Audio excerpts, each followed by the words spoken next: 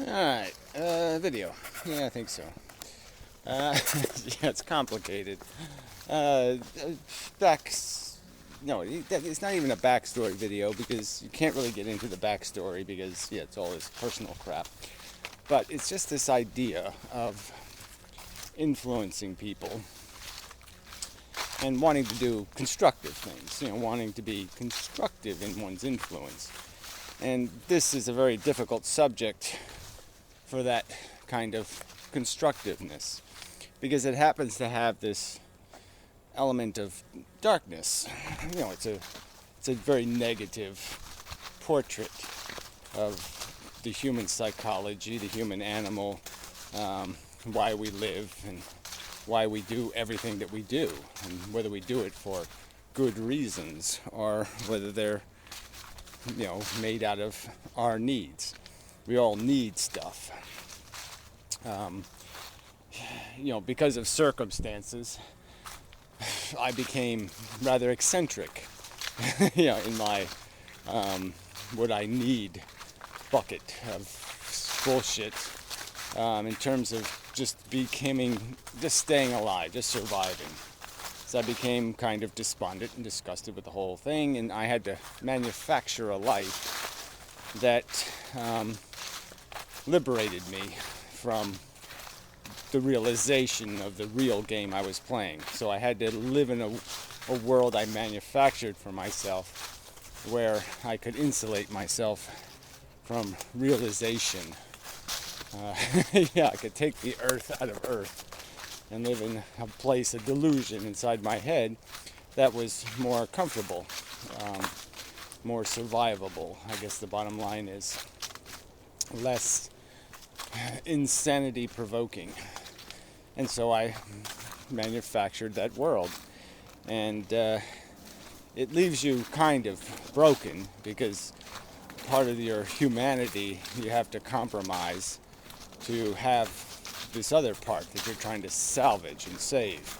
So to save your intellect, you have to sacrifice your personal life or some kind of thing like that, like somebody who would be devoted to science or education or something, and you could see where they would neglect their family or some other responsibility. And yes, there's sort of these trade-offs that everybody probably faces to some extent, and I had to face to sort of a dramatic extent in that, common visions of where I will be a year from now kind of stuff. It's become my sanctuary was essentially other people's prison. The life I was living and live even now is a life other people would just find, obnoxious. they wouldn't. They maybe they could acclimate to it, but they wouldn't by innate human personality find it at all satisfactory. Too lonely, too isolated, all these kind of negative things.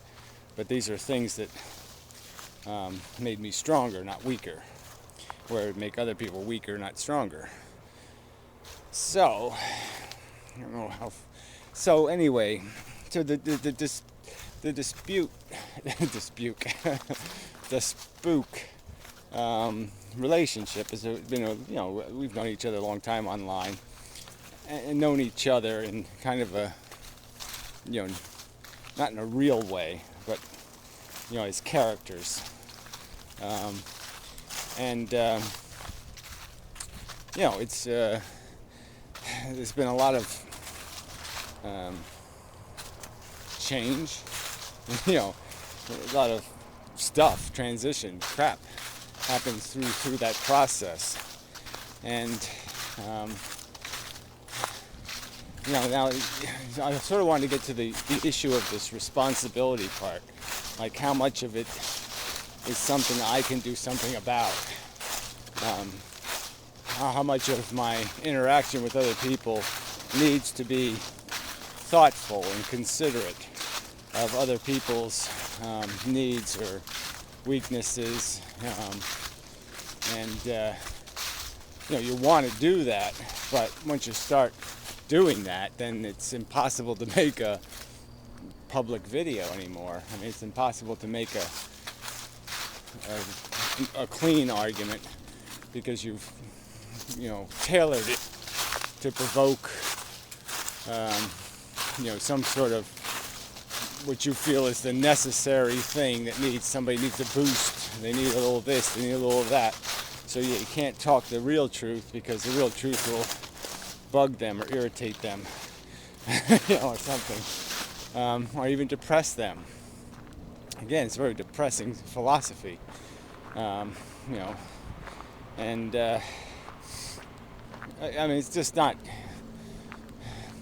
Depressing is the wrong word because you can't blame the philosophy for the depression, because you can be depressed even without the entirety of the philosophy.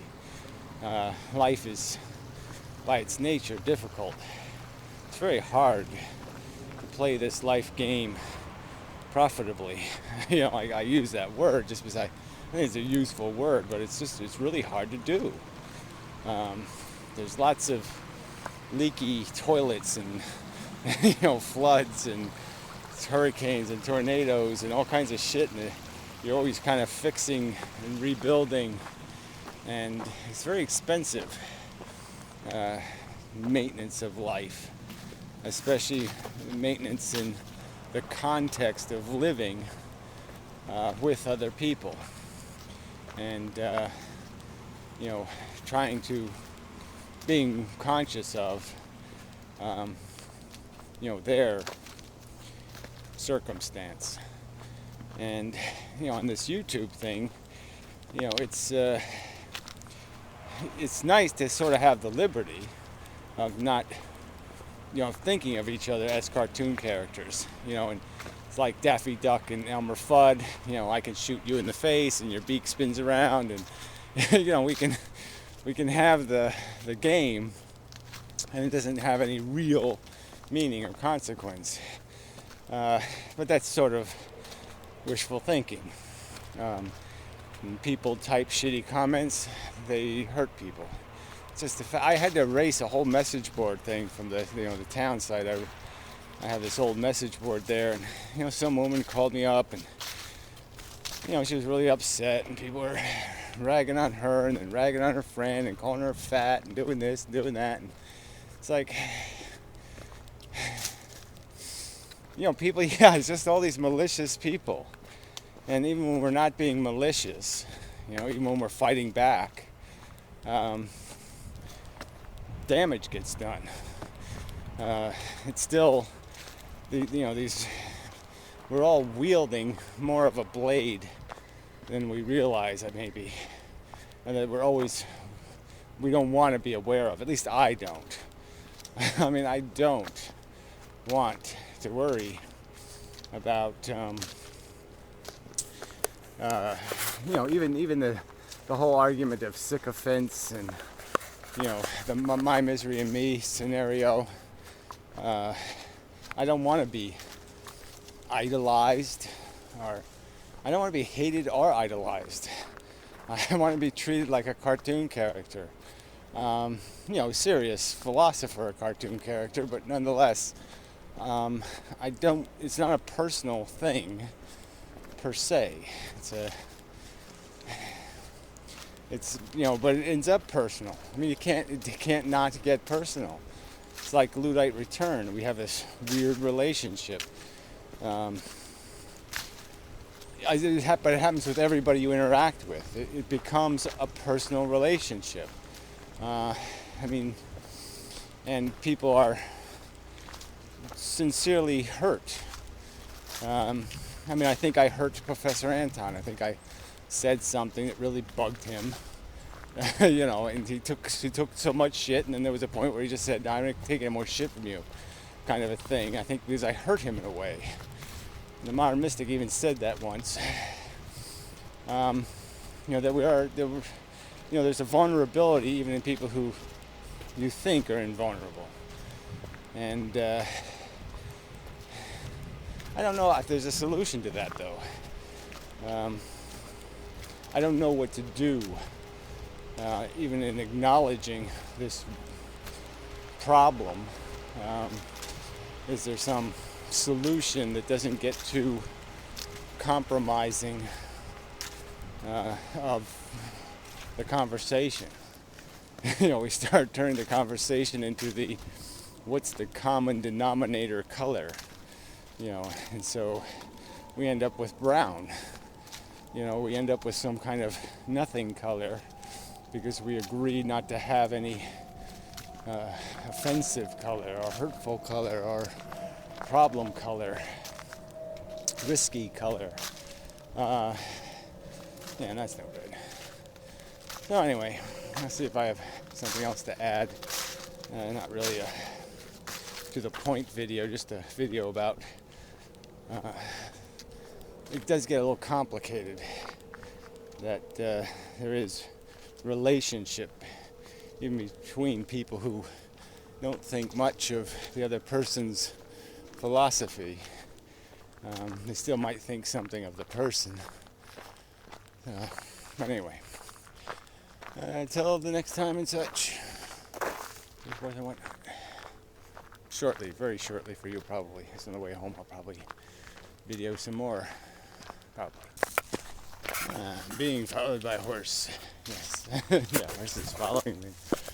Unusual. Usually come galloping and such. Knock me over and whatnot. But it's a horse, so, kind of allowed, right? And it's usually a chick on the horse, and so it's okay. Yeah, right.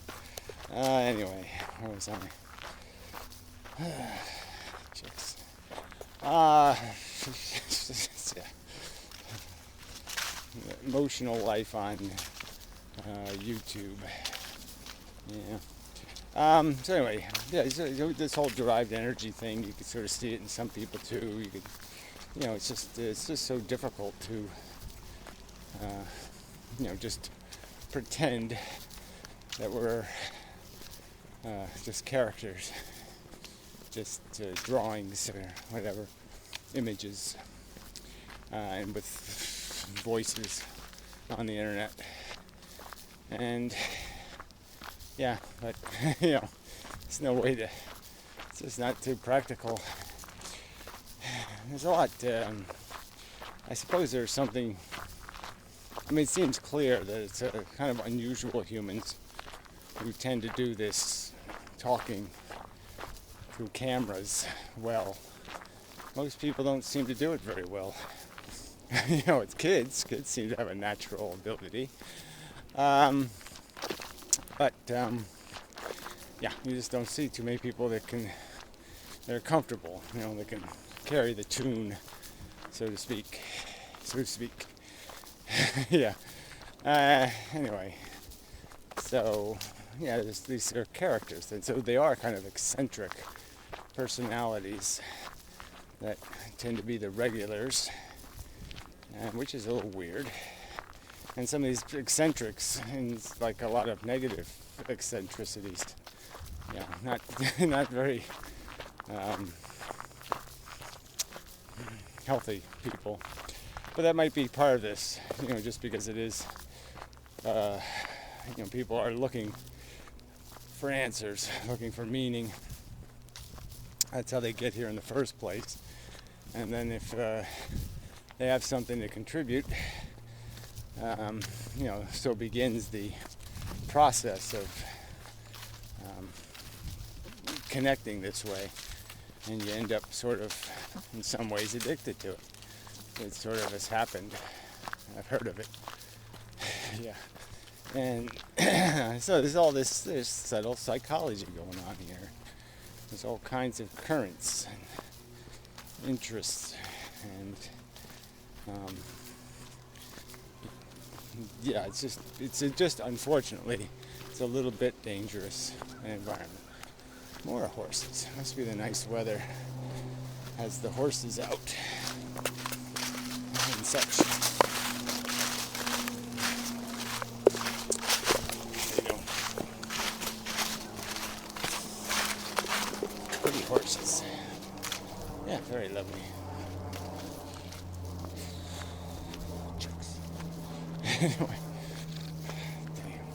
Anyway, I was saying something, wasn't I?